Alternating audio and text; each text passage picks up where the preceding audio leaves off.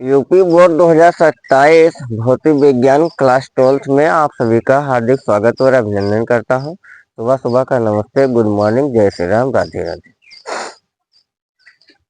Huygens के सिद्धांत से अपवर्तन के नियम की व्याख्या कीजिए, या दोस्तों स्नेल के नियम का सत्यापन कीजिए।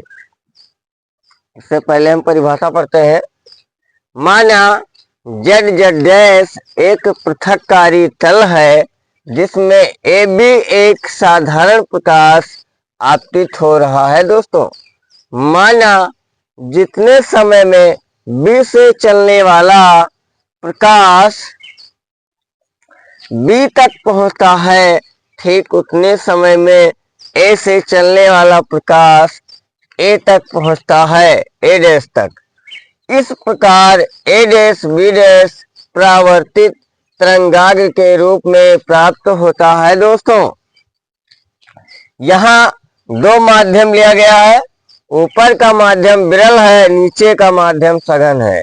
ये दोनों प्रकाश विरल माध्यम से सघन माध्यम में प्रवेश कर रहे हैं। दोस्तों ये आपतित प्रकाश विरल माध्यम से सघन माध्यम में जब प्रवेश करता है तो ये प्रकाश का जो किरण है अवलंब की ओर थोड़ा झुक कर निकलता हुआ प्रतीत हो रहा है। दोस्तों क्योंकि अगर माध्यम ना बदलता तो ये दोनों साधारण प्रकाश या तरंगाग्र जो भी है ये सीधे निकलते हुए प्रतीत होते। दोस्तों यहाँ जितने समय में कोई तरंगाग्र या कोई प्रकाश ये से बी तक जाता है, जितना समय लगता है ठीक उतना ही समय ए डैश से बी डैश तक जाने में समय लगता है। दोस्तों यहाँ विरल माध्यम में प्रकाश का चाल B1 है, सघन माध्यम में प्रकाश का चाल B2 है। दोस्तों ये हमारा अभिलंब है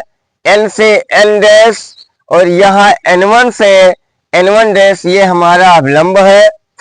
ये हमारा आपतित किरण है, ये दोनों हमारे निर्गत किरण है। दोस्तों यहाँ पहला एंगल लिया गया है ट्रायंगल या त्रिभुज ए बी बी डैश में आई हमारा आपतन कोण है। दोस्तों और सघन माध्यम में हमारा A B dash A dash जो है हमारा आर अपवर्तन कोण है। दोस्तों अब ज्यादा कुछ नहीं बात करते हैं, अपने डेरिवेशन की तरफ चलते हैं। दोस्तों यहाँ सबसे पहले ट्रायंगल लिया गया है त्रिभुज ए बी बी डैश में, तो एंगल आई जो है हमारा थीटा का काम करता है। दोस्तों जो एंगल आई है वो थीटा का काम करता है, और साइन थीटा बराबर लंब बटे कर्ण होता है। दोस्तों तो यहाँ साइन आई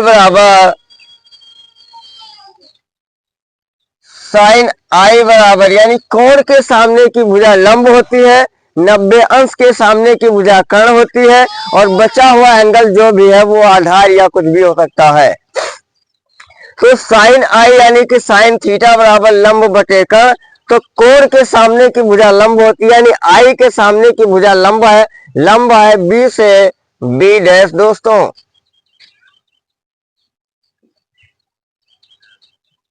बी से बी डैश यानी कि लंब बटे कर्ण, और 90 अंश के सामने की भुजा कर्ण होती है।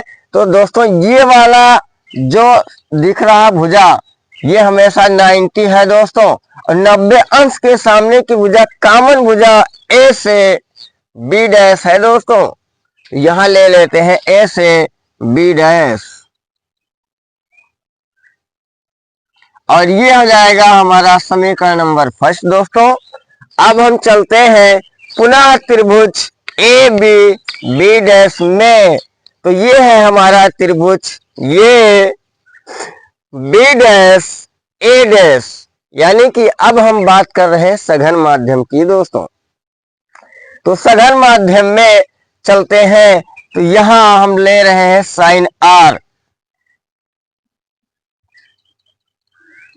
साइन आर बराबर यानी ये भी थीटा का काम करता है। दोस्तों साइन थीटा बराबर लंब बटे कर्ण, कोण के सामने की भुजा लंब, और जो 90 अंश यानी कि 90 डिग्री के सामने वाली भुजा होती है दोस्तों वो कर्ण होता है। बाकी आप लोग जानते हैं। तो साइन आर बराबर हो जाएगा, यानी कोण आर के सामने की जो भुजा है वो है लंब। और लंब क्या हो सकता है दोस्तों? ए से ए डैश,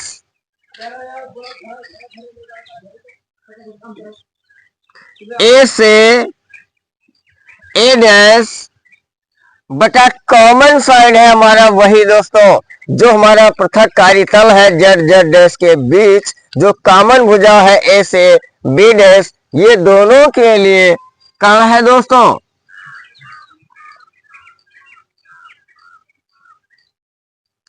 समीकरण नंबर 2। ध्यान दीजिए दोस्तों एक बात और, जैसे हमारा माध्यम बदलता है यानी कि विरल माध्यम से हम सघन माध्यम में जाते हैं दोस्तों, तो हमारा चाल बदलता है।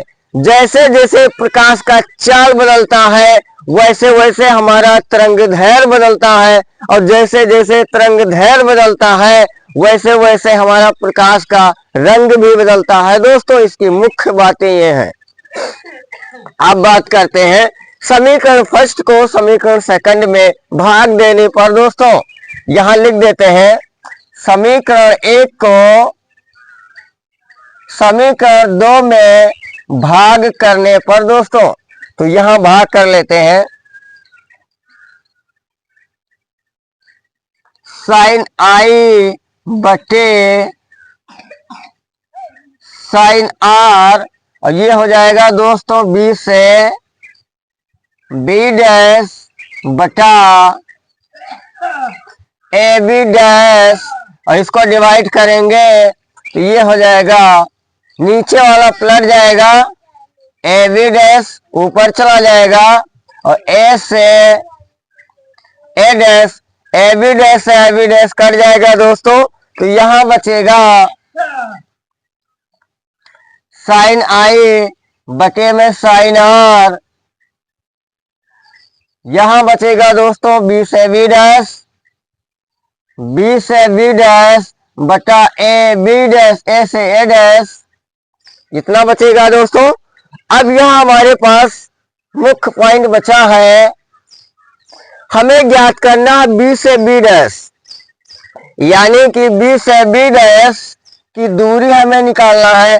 तो दूरी बराबर फार्मूला होता है चाल गुणे समय, यानी कि दूरी बराबर फार्मूला होता है चाल गुणे समय, यानी कि अगर हम स्पीड को टाइम से मल्टीप्लाई करते हैं तो हमारा डिस्टेंस आ जाएगा दोस्तों। तो यहाँ बी से बी डैश के लिए हम निकालते हैं चाल और समय। दोस्तों एक बात और ध्यान दीजिए कि जहां हमारा विरल माध्यम है, जहां जो चाल है वो है B1, और जो सघन माध्यम है इसका चाल है B2। जितना समय लगता है किसी कण को, किसी तरंगाग्र को A से B तक जाने में, ठीक उतना ही समय लगता है A डैश से B डैश तक जाने में। समय दोस्तों दोनों के लिए बराबर है, चाल अलग अलग है दोस्तों। तो हम सॉल्व कर लेते हैं अब, यानी कि sine I by sine R, तो यहां हो जाएगा बी से बी डैश तक चाल बराबर दूरी गुणे समय से हम निकाल लिए हैं। तो ये हो जाएगा, चाल है हमारा B1 और समय हमारा T है, और ए से ए डैश तक के लिए फॉर्मूला चाल है हमारा B2 और समय बराबर है T, यानी T से T कट जाएगा। तो यहां आ जाएगा साइन आई बटे साइन आर, और यहां से बचेगा B1 बटे में B2, और ये कांस्टेंट है यानी कि ये n का काम करता है दोस्तों, यानी कि साइन आई बटे साइन आर बटे B1 बटे B2 को हम स्नेल का नियम कहते हैं दोस्तों, या B1 बटे B2 की जगह हम n लिख सकते हैं। यही फॉर्मूला हमको प्रूव करना था दोस्तों। नमस्कार दोस्तों, इसी के साथ है टॉपिक हमारा समाप्त होता है।